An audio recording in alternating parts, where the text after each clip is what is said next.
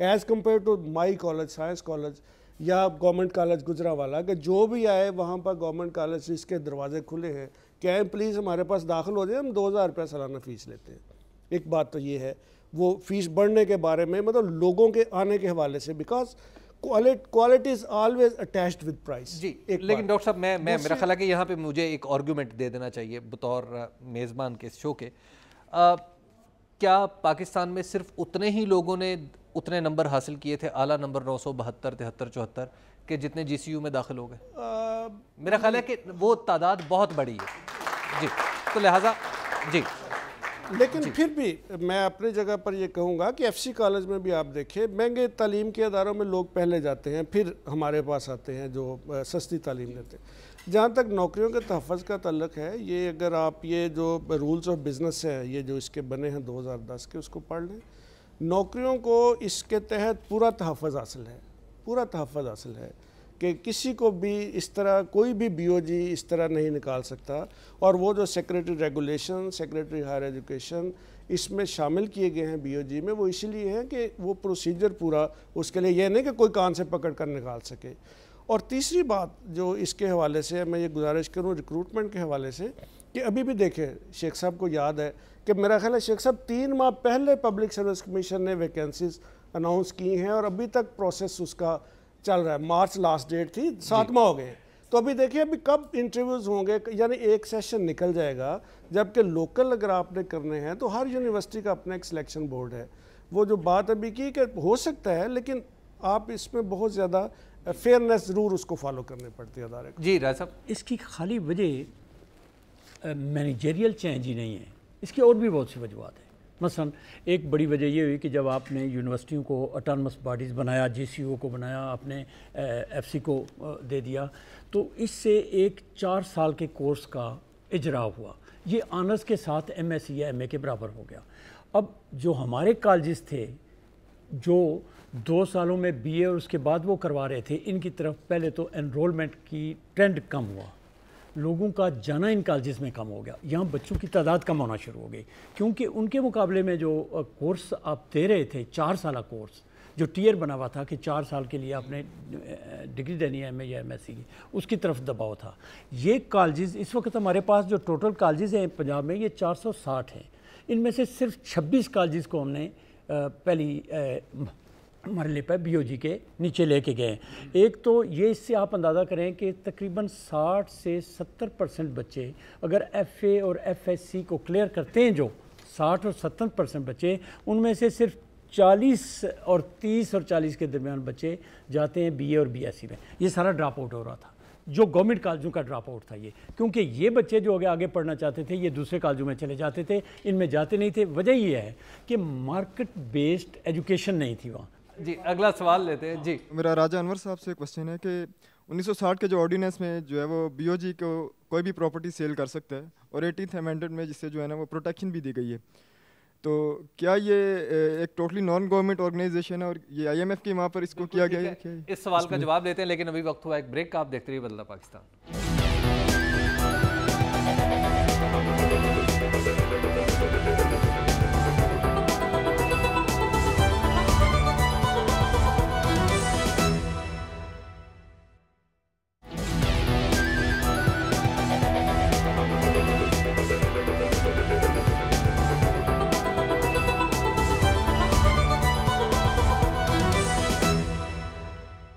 بدلتا پاکستان میں ایک بار پھر خوش آمدید. بریک پر جانے سے پہلے جو سوال تھا وہ یہ تھا کہ بورڈ آف گورنرز جو ہے وہ پراپرٹی بھی سیل کر سکے گا اس آرڈیننس کے تحت جس کے تحت آپ بورڈ آف گورنرز بنا رہے ہیں. یہ تمام تر آپ کہنے کا مطلب یہ تھا نوجوان کا کہ این جی اوز کے ہاتھ میں دے رہے ہیں, تجارتی بنا رہے ہیں. یوں ہے کہ جو یہ آرڈیننس ہے اس میں موویبل پراپرٹی سیل نہیں کر سکتا.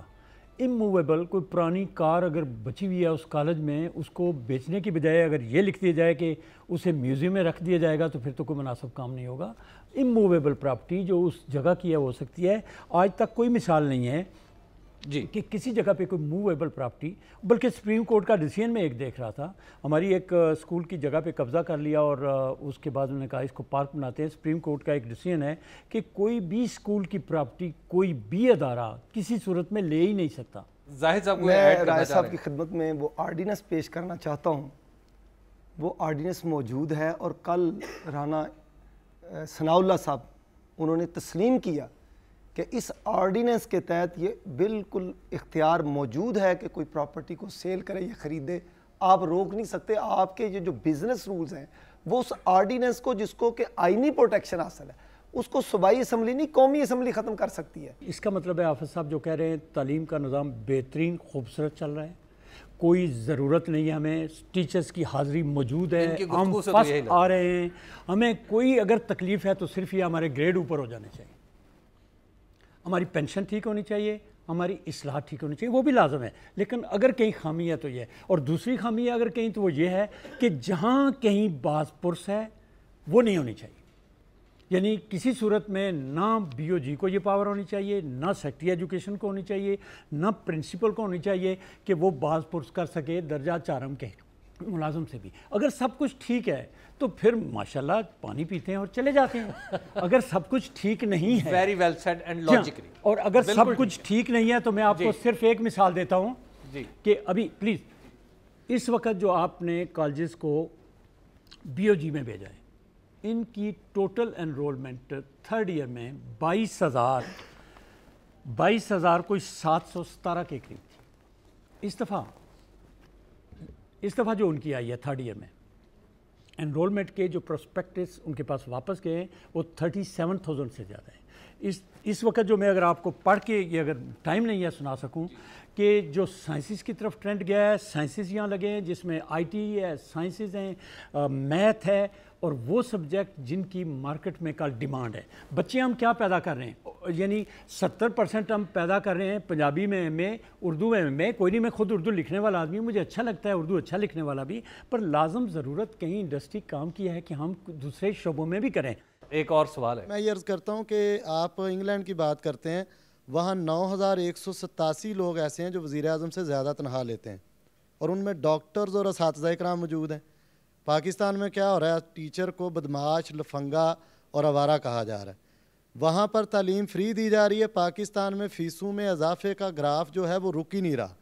وہاں پر جو ہے جو آپ کا پروفیسر ڈاکٹر ہے اس کو وزیر کے قریب پروٹوکول ملتا ہے. پاکستان کا پروفیسر ڈاکٹر جو ہے وہ سڑک پر اپنا جوتا جو ہے وہ گھساتے، اس کا وقت نہیں گزرتا.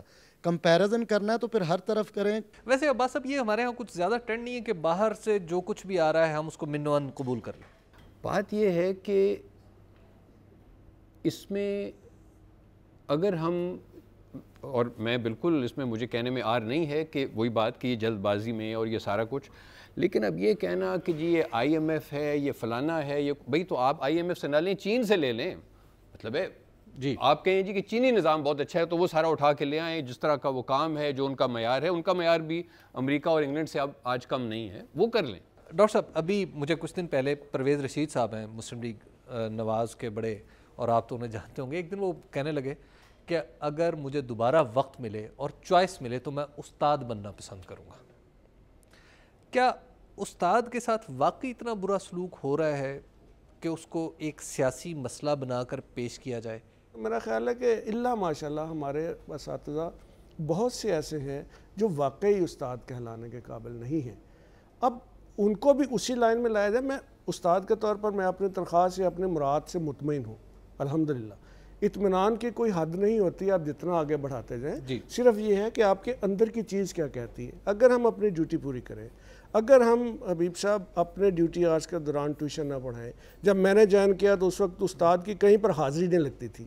آج استاد اس لیول پر آ گئے ہیں کہ رجسٹر چھوڑ کر بھی انگوٹھے پر بایو میٹرک ٹیکنیک وہ کہتے ہیں کہ وہ لگائیں. یہ ہماری وجہ سے آیا ہے، یہ بیوروکریسی کے ذہن کی اختراع نہیں ہے، یہ ہماری وجہ سے آیا. ورنہ میں 10 سال تک صرف رجسٹر حاضری، ایبسینٹ سلپ ڈالنی ہے اور کہیں حاضری نہیں ہے. عباس صاحب آپ جو معیار کی بات ہے اس میں جو سینٹرل رول ہے وہ استاد کا ہے، وہ لائبریری کا نہیں ہے، وہ بلڈنگ کا نہیں ہے، وہ یہ نہیں ہے کہ جی آپ کے کلاس روم میں جو میز کرسی ہے اس کی وہ لکڑی کون سی.